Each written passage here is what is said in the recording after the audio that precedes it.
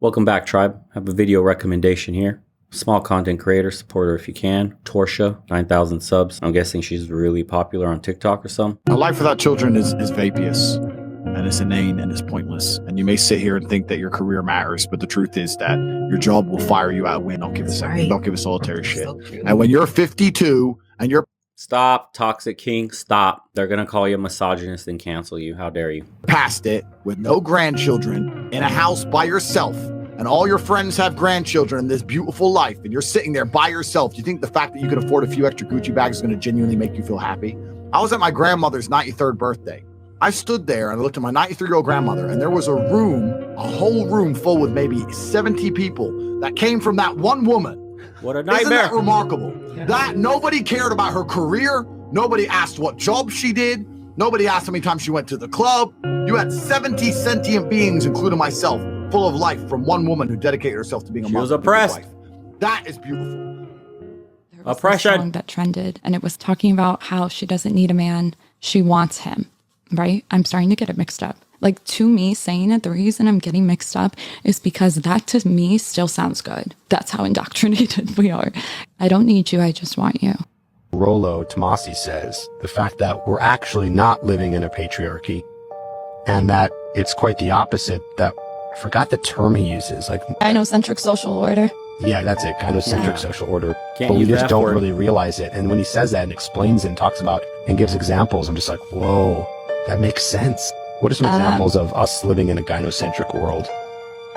So there's this thing that Rollo talks about. It's like the mystique of women. And it's that we view women as these secretive creatures that hold all the knowledge. You see it when things like ayahuasca are named after the mother plant. Or you see it when women are like, what's your sign? After the mother, we call it chick crack. And it's That actually has a very religious and spiritual connotation deep in humans, because it's the birthing of a person. You come out of a woman's womb through the canal. And that's a very intense process we go through as babies, and it's ingrained in our psyche. On top of that, as a man, seeing your woman give birth to life is an incredibly, I wouldn't call it mystical, but again, a very spiritual, miraculous thing that has captivated men and women alike. So we've revered women in that sense. That is why we say Mother Earth, Mother Ayahuasca, the Great Mother. It's because every man, every woman on this planet is birth has come from a woman, has entered life through the same passage, which in primitive cultures is seen as an incredibly religious experience. And so with primitive cultures and onward, we use that as a basis on how to describe our place in the world and how we came to be. It's like women hold this mysterious knowledge that men don't know. So we must appeal to the feminine because they know more. It's almost like we are viewing women as God. It's almost like we kind of dissolved a nation of religion. So in order to kind of survive, we're kind of looking at females as taking over that power. You have men, simps, for instance. Oh, hello, Logic. Or that have the you-know-what addiction, corn addiction, that view women as goddesses. It's the goddess era. They view women as just these perfect beings. So they can't possibly be wrong. It's been over years. I mean, you see it, so you won't be able to unsee it. But I think that when it's a gynocentric social order and we live in a capitalistic nation, and women make up most of the consumer reports or whatever, why wouldn't we appeal to the feminine? You could say that it's because of money. You could say, I think it's for money, but it's almost a Marxist view of it, and I don't really want to go down that road. But when you think about how we got women into the workforce and how we incentivize them to be single and childless, you can't help but see it that way. You can't help but see it in this monetary way. They've commodified women. But most guys won't, because they don't want to seem like they are out of touch or not on Team Woman. And if Team Woman says, hey, we're all getting the shot, you're probably going to get the shot because you want to identify with that. But I just disagree with the people who use shmishmorshin as a form of birth control. How misogynistic of you. My choice! My choice! To assume that women across the board are just going to get shmishmorshins as a form of birth control. He told men this is something that they shouldn't have an opinion about because it's not their body.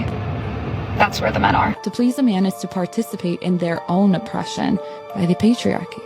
Ladies, from the time you were 5 years old, this independence of men message has been hammered into your psyche by everything from popular culture to your schooling, to your religion, to your single mothers and your blue pill conditioned father. So ladies, you must unlearn that which you've learned. Understand that solipsism is in your mental firmware. Understand that you've been conditioned to feel that men and any opinion they have are irrelevant to your being. Men should serve you and be thankful you gave them the opportunity to do so.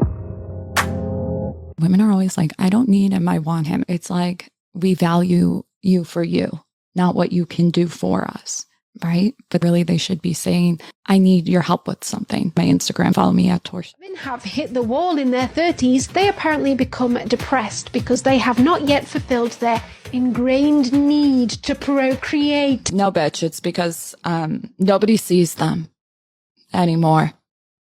And women thrive off of attention. You know what's so interesting is that's the part that fucks women up the most. Like, Tori, how do you deal with the fact that you're going to hit the wall? Like, in delusion. How else? What are you talking about? How would you define or summarize red pill in conjunction with dating sex relationships? The red pill space, I'll say, is where men go to find other men who have the same struggles that they have in dating. People think that the red pill is this incel group, and they're not wrong entirely. We do foster some of those folks.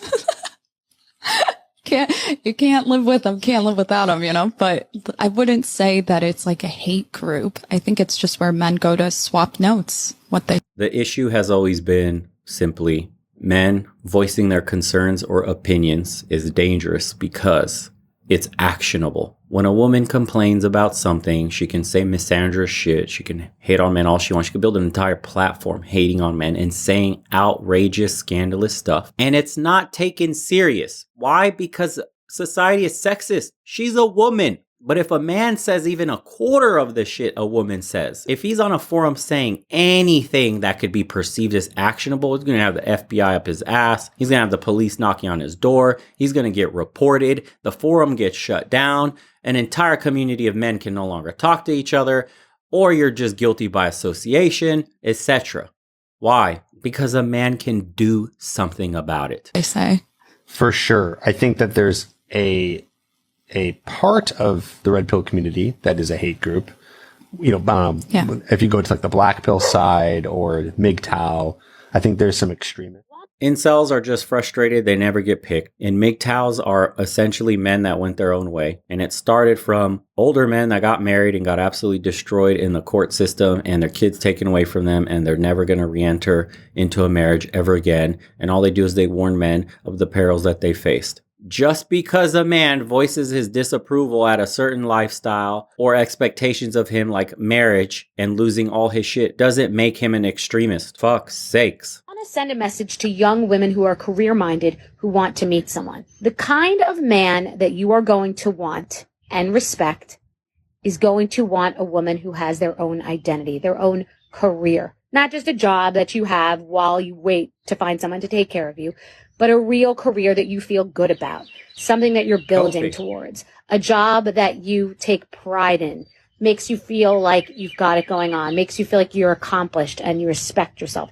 That's what someone else is going to respect. You are not going to want a man who is attracted to a woman that is just waiting to walk down that aisle, get that ring and wear that dress, because it's a long road and that kind of stuff catches up with you. And what happens is it all seems great when it's the beginning and everyone's playing house. But when you get into the trenches years later, that's when people wish they had their own identity, wish they built something.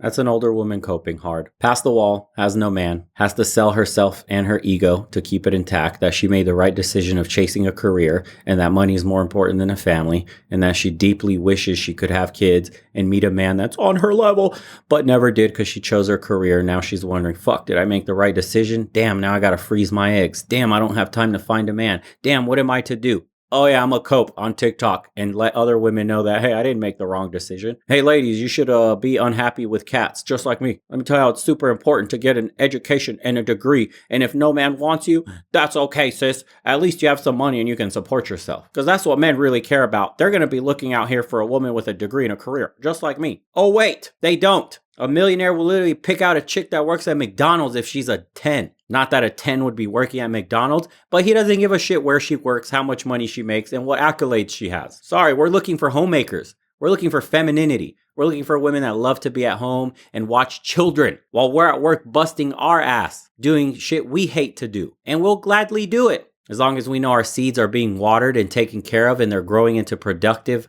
good human beings, we'll put up with a lot of shit. What we won't put up with is old harpies that are geriatric pregnancies trying to ask for your hand in marriage when you're in your prime and they're past theirs. No, she didn't give you a time of day in her prime, so you're not going to give her the time of day in yours. End of story.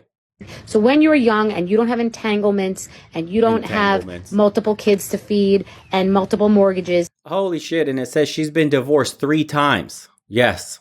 Let's take advice from a 3X divorcee. That's the time to really dig your heels, work your career.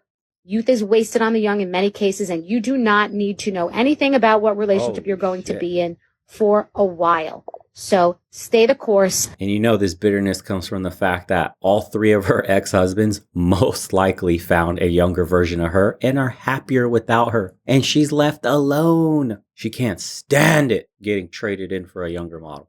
Pay your dues, work your ass off, and what you put into it, you will get back, and then you will find the person. Just more older women coping, boys. Nothing new here. Thank you so much for whoever sent this video in. Hit the sub button, join locals and Rumble. Coping about the wall, what's new?